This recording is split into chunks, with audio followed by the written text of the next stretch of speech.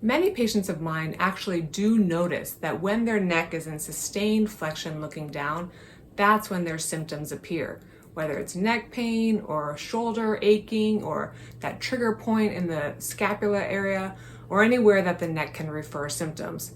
For other patients, it's something that comes up when we speak, when I ask them about movements and positions during their daily life and how they seem to correlate to their symptoms.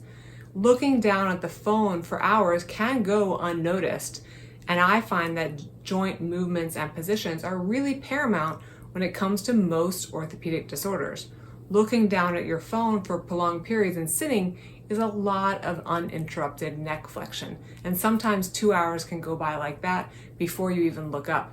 There are 4 ways that I tell people that they can kind of minimize looking down at their phone by just incorporating some other movements or positions into their lives.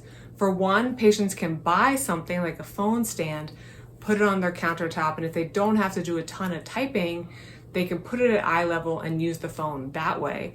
Option 2 is if they're holding their phone in their hand, they can support their hand on the back of a chair or back of a sofa and hold it more at eye level. So again, the neck joints are neutral and not in a lot of flexion.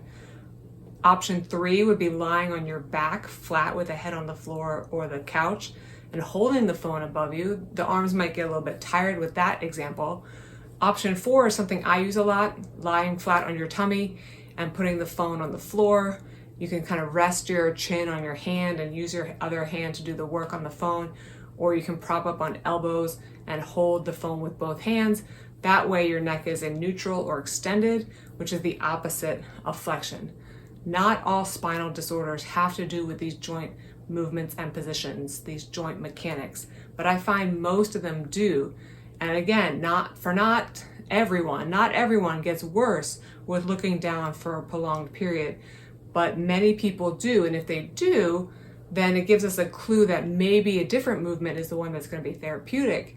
And it also kind of tells us that while we let that joint heal, we probably can't use a lot of flexion during that time. So minimizing these positions is fruitful.